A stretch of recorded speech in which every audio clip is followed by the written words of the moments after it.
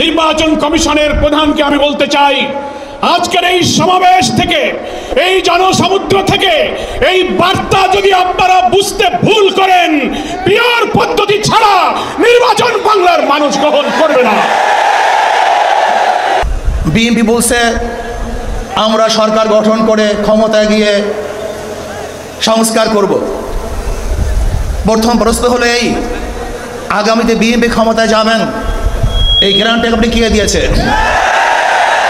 সংস্কারের ব্যাপারে অনেকে ঢিলা দিচ্ছেন, বলে ইলেকশন আর সংস্কার একসাথে হবে, ক্ষমতায় গিয়ে করব। কিভাবে বুঝলেন কে ক্ষমতায় যাবে? জনগণের ভোট আসলে তারপরে আপনি ক্ষমতায় যাবেন। আপনারা পিআরের কথা বলেছেন, এই যে পিআর, আগামীর বাংলাদেশের সংসদে আমরা যদি আসলেই জনগণের প্রতিনিধিত্ব চাই, তাহলে আগামীতে এই পিআর নিয়ে আমাদের আরো জোরে সোরে ভাবতে হবে। আমরা স্পষ্ট ভাষায় বলেছি, এদেশে আমরা আওয়ামী লীগকে দেখেছি, এদেশে আমরা বিএনপিকে দেখেছি, এদেশে আমরা জাতীয় পার্টিকে দেখেছি, তারা কেউ মানুষের ভাগ্যের পরিবর্তন করতে পারে নাই, মুক্তিযুদ্ধের প্রকৃত চেতনা বাস্তবায়ন করতে পারে নাই। এবার একটা চেতনা বাকি আছে, যেই চেতনার নাম ইসলাম।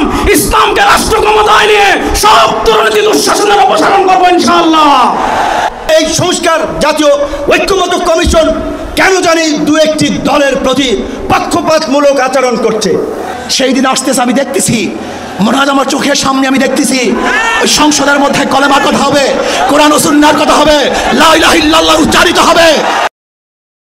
আমরা স্পষ্ট ভাষায় বলেছি, এদেশে আমরা আওয়ামী লীগকে দেখেছি, এদেশে আমরা বিএনপিকে দেখেছি, এদেশে আমরা জাতীয় পার্টিকে দেখেছি, তারা কেউ মানুষের ভাগ্যের পরিবর্তন করতে পারে নাই, মুক্তিযুদ্ধের প্রকৃত চেতনা বাস্তবায়ন করতে পারে নাই। এবার একটা চেতনা বাকি আছে, যেই চেতনার নাম ইসলাম। ইসলামকে রাষ্ট্র ক্ষমতায় নিয়ে সব দুর্নীতি দুঃশাসনের অপসারণ করবো ইনশাআল্লাহ। 2024-এর জুলাই আগস্টের গণবিপ্লবের পর আমরা একদল খুনিকে তাড়িয়েছি, তাড়ানোর 9 মাস হয় নাই আরেক দল খুনি বাংলাদেশে তৈরি হয়ে গিয়েছে। আমরা একদল চাঁদাবাজকে তাড়িয়েছি, বাংলাদেশে আরেক দল চাঁদাবাজ তৈরি হয়ে গিয়েছে। আমরা একদল দুর্নীতিবাজকে তাড়িয়েছি, বাংলাদেশে আরেক দল দুর্নীতিবাজ তৈরি হয়ে গিয়েছে। আমরা একদল টেন্ডারবাজকে তাড়িয়েছি, বাংলাদেশে আরেক দল টেন্ডারবাজ তৈরি হয়ে গিয়েছে। আমরা একদল ভারতের দালাল তৈরি করেছি, আরেক দল তাড়িয়েছি, আরেক দল দালাল তৈরি হয়ে গিয়েছে। শেখ হাসিনা ভারতের দালালি করে ব্রিফকেস নিয়ে পালিয়েছে। নতুন বাংলাদেশে ভারতের যারা দালালি করবেন, লুঙ্গি নিয়ে পালানোর জায়গা পাবেন না। সংগ্রামী সাথী ও বন্ধুগণ, আমরা স্পষ্ট ভাষায় বলতে চাই, এদেশের রাষ্ট্র ক্ষমতায় আমরা আর কোনো চাঁদাবাজদেরকে দেখতে চাই না। এদেশের রাষ্ট্র ক্ষমতায় আর কোনো টেন্ডারবাজকে দেখতে চাই না। এদেশের রাষ্ট্র ক্ষমতায় আর কোনো ভারতের দালালকে দেখতে চাই না। ইসলামকে রাষ্ট্র ক্ষমতায় নেওয়ার জন্য প্রস্তুত আছেন না? ইনশাআল্লাহ। ইসলামী আন্দোলনের মোহতারাম আমির পীর সাহেব চরমোনাই ঘোষণা দিয়েছেন, ইসলাম দেশ ও মানবতার পক্ষে এবার ভোটের বাক্স একটা হবে ইনশাআল্লাহ। সর্বশেষ একটা কথা বলে আমি আমার বক্তব্য শেষ করব। আপনারা জানেন, সমাজের বিভিন্ন জায়গায় যখন দুর্গন্ধ ছড়িয়ে পড়ে, দুর্গন্ধ তাড়ানোর জন্য বাতাসের প্রয়োজন আছে না নাই? আমাদের রাজনীতিতে দুর্গন্ধ, আমাদের সংসদে দুর্গন্ধ, আমাদের বিচার ব্যবস্থায় দুর্গন্ধ, আমাদের অর্থনীতিতে দুর্গন্ধ। 52 বছর যারা রাষ্ট্র পরিচালনা করেছে, এদেশে সারা দুর্গন্ধই ছড়িয়েছে। এই দুর্গন্ধকে দূর করার জন্য বাতাসের প্রয়োজন আছে। সেই পুরো বাংলাদেশে এবার বাতাস হবে হাত পাখা ইনশাআল্লাহ। সেই হাত পাখার বাতাস ছড়িয়ে দেওয়ার জন্য প্রস্তুত আছেন না নাই? আরে ভাই, আমাদের কোনো মার্কা আছে? ইসলামের পক্ষের কোনো মার্কা আছে? মুক্তিযুদ্ধের প্রকৃত চেতনার কোনো মার্কা আছে? ভারতীয় আধিপত্যবাদ মোকাবেলার কোনো মার্কা আছে? ওরে কোন সে মার্কা? সবাই বলো। এবার যাবে সারা বাংলায়। পিসাব জন্ম নয়, শাখা জন্ম নয়, নারে তাকবীর। 2024 সালের ছাত্র জনতার অভ্যুত্থানের আমার সহযোদ্ধারা, আপনারা কেমন আছেন? আমার সামনে আজ এই ইসলামী আন্দোলন বাংলাদেশের মহাসমাবেশে যে লক্ষ ছাত্র জনতার উপস্থিতি, তারাই ছিল আমাদের জুলাই অভ্যুত্থানের অন্যতম সহযোদ্ধা। কে কি বলল সেটাতে আপনাদের আমাদের কিছু আসে যায় না। আমরা যতক্ষণ জুলাই অভ্যুত্থানের ওই স্পিরিটে নিজেদের বুকে ধারণ করে শহীদের যে আত্মত্যাগ, জুলাইয়ের যোদ্ধাদের যে রক্ত দেওয়া, সেগুলোকে আমরা যতক্ষণ ধারণ করে সামনের দিকে এগিয়ে চলবো, ততক্ষণ কারো প্রোপাগান্ডা আমাদের কিছু আসে যায় না, ততক্ষণ ওই বিদেশি এজেন্টদের চক্রান্তে আমাদের কিছু আসে যায় না। আমাদের মনে আছে ওই 3, 4, 5 আগস্টে আমাদের আমির সাহেব, সিনিয়র নায়েবে আমির সাহেব কিভাবে মার্চ টু গণভবনের ঘোষণা দিয়েছিলেন। আমরা স্পষ্ট করে আপনাদেরকে একটা কথা বলি, এই 24 পরবর্তী বাংলাদেশে আমরা যারা অভ্যুত্থানের সহযোদ্ধা ছিলাম, আমরা যদি ঐক্যবদ্ধ থাকি, আগামীর বাংলাদেশে আর কোনো ফ্যাসিস্ট কোনো নামে কোনো ব্যক্তিকে সামনে রেখে কোনো দলকে সামনে রেখে এই বাংলাদেশে দাঁড়াতে পারবে না। এখন জনগণের সামনে আমাদের দৃষ্টান্ত স্থাপন করতে হবে। আমরা আমাদের কাজের মাধ্যমে প্রত্যেকটি ক্ষেত্রে যেন সেই দৃষ্টান্ত স্থাপন করতে পারি।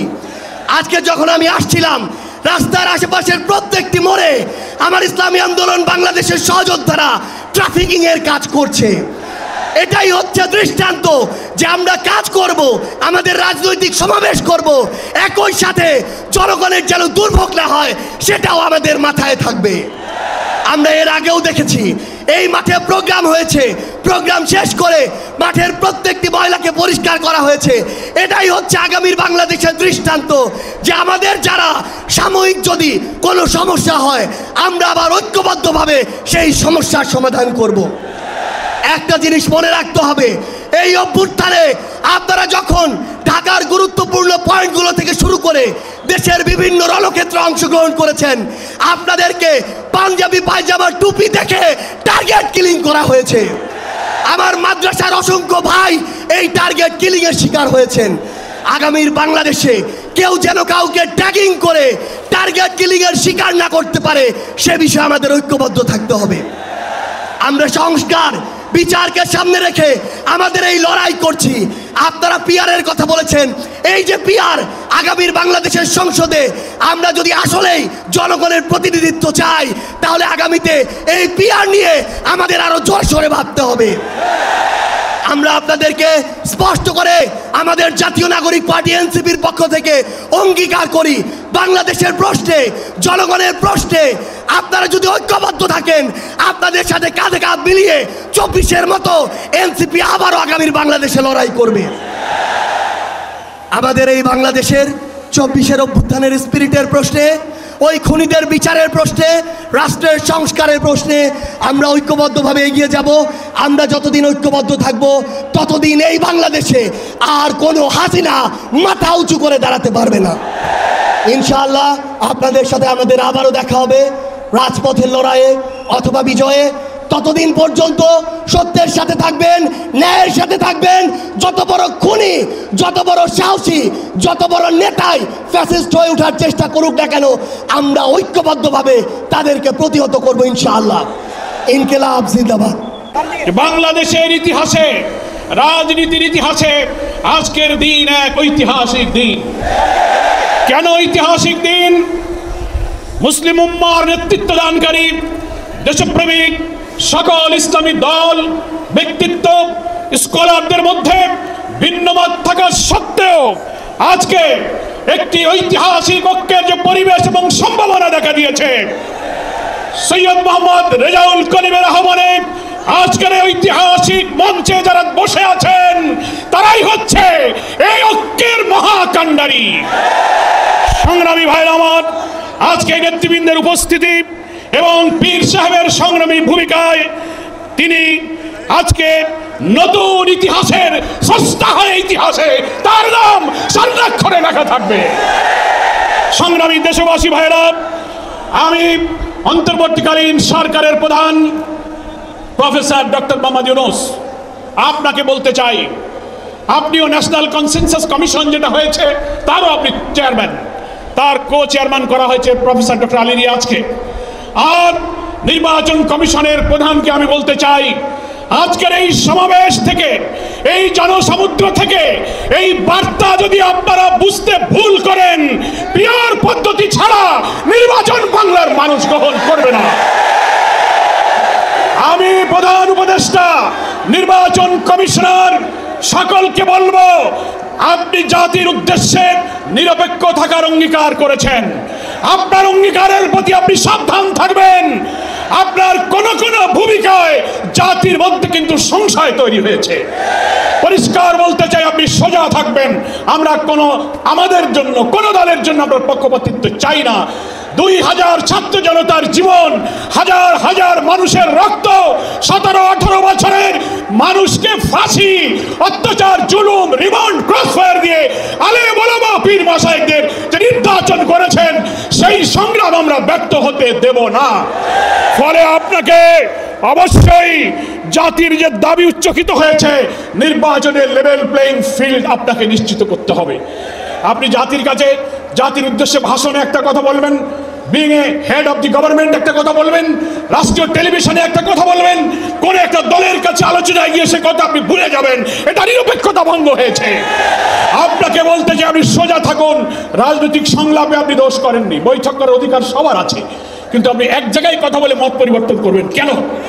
আপনাকে জাতির সামনে আসতে হবে, সকল দলের সাথে বসে আপনি বলবেন যে ভাই আমাদের এই অসুবিধা, আসুন আমরা সবাই মিলে এটাই করি, আমরা রাজি আছি। কিন্তু আপনার এই ভূমিকায় প্রশ্ন তৈরি হয়েছে, আগামী 8-10 মাস পরে যদি নির্বাচন হয় আপনি সোজা থাকবেন কিনা, আপনাকে এই 8 মাসে নিরপেক্ষতার প্রমাণ আপনাকে দিতে হবে। আপনাকে নির্বাচনের আগে যে শর্ত, মানবতা বিরোধী গণহত্যাকারীদের বিচার অবশ্যই দ্রুত দৃশ্যমান করতে হবে। দিল্লিতে বসে দিল্লির দাবিদার শেখ হাসিনা এই বাংলাদেশকে আবার উস্কানি দিয়ে ভারতের সেবাদাসে পরিণত করার ষড়যন্ত্র করছে।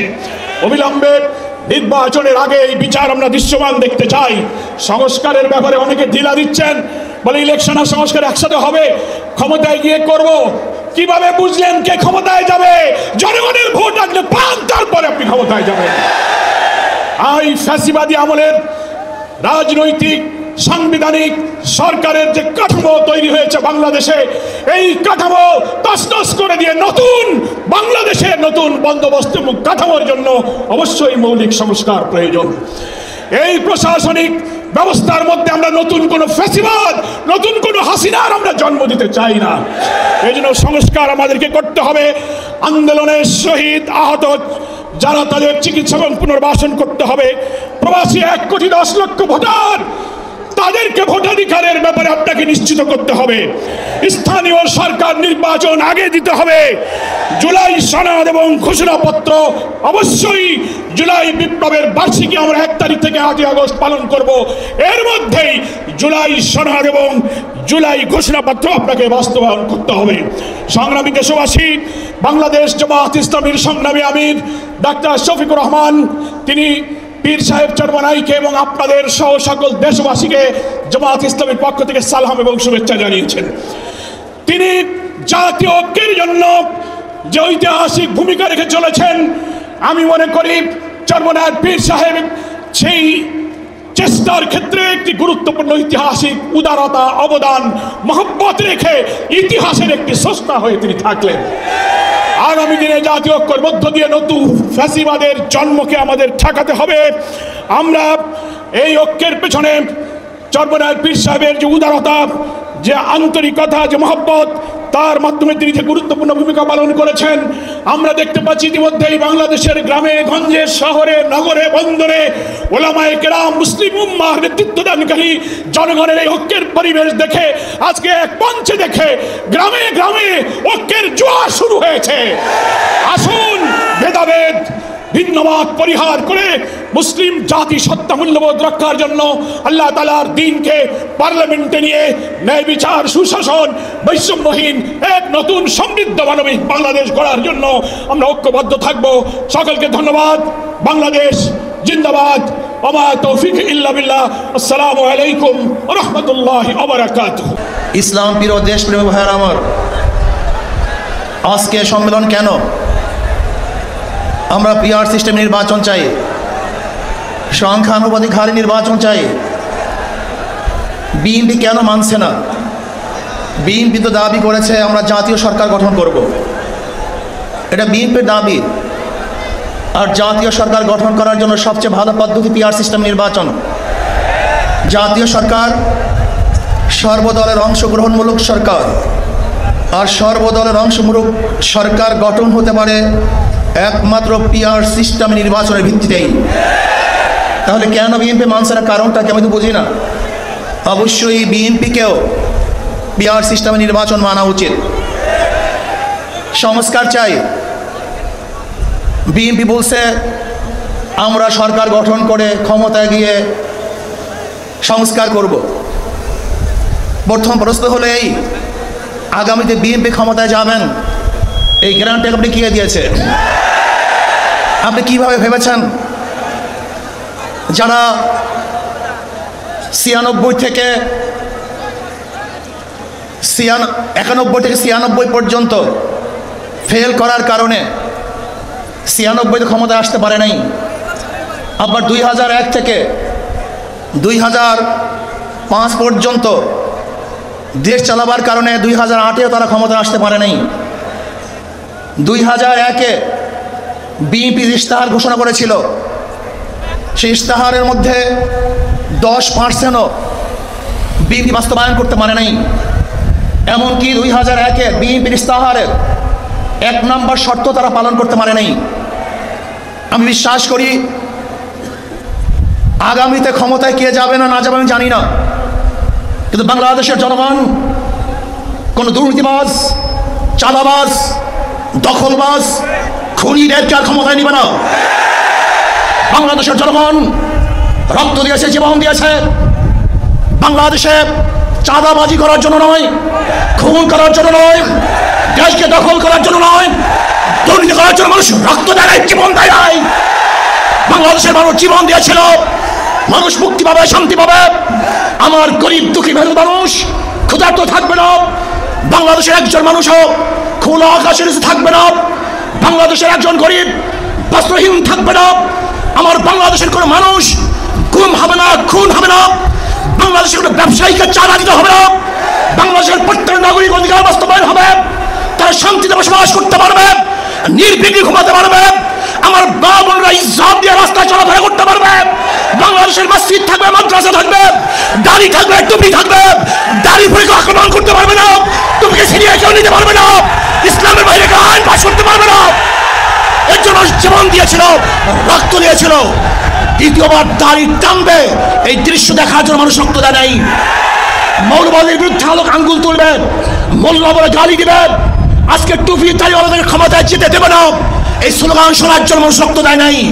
এই দৃশ্য দেখার জন্য বুকের তাজা রক্ত জমিনে ঢেলে দিয়ে মানুষ শাহাদাত বরণ করে নাই, বরং বাংলাদেশের মানুষ শাহাদাত বরণ করেছিল এই জাতিকে মুক্তি দেওয়ার জন্য, কোরআন ও সুন্নাহর আইন বাস্তবায়ন করার জন্য। বাংলাদেশের মানুষ ওই ভারতের গোলামি করার জন্য রক্ত দেয় নাই। বাংলাদেশের মানুষ ভারত আমাদের দেশে কর্তৃত্ব নেতৃত্ব করবে, আমেরিকা আমাদের দেশে কর্তৃত্ব নেতৃত্ব করবে, এর জন্য বাংলাদেশের মানুষ জীবন দেয় না, রক্ত দেয় নাই। বাংলাদেশের মানুষ সাধন, তারা নিজেরা আইন প্রণয়ন করবে, নিজেরা সংসদ পরিচালিত করবে, তারা নিজেদের পায়ে দাঁড়াবে। বাংলাদেশের মানুষ জীবন দিতে পারে, কিন্তু কাল গোলামি করতে পারে না। প্রিয় ভাইরা আমার, আমি বিশ্বাস করি আজকে মঞ্চে যারা আছেন, যদি আমরা মুনাফিকি না করি, মঞ্চে যারা আছে যদি মুনাফিকি না করি, মুখের এবং কাজের কথা যদি একসাথে থাকেন, মুখের সাথে কাজের যদি মিল থাকেন, আমি এই লক্ষ জনতার সামনে কসম করে বলতে পারি আগামীতে ক্ষমতায় যাবে ইসলাম, ক্ষমতায় যাবে ইসলাম, কোনো সন্দেহ নাই।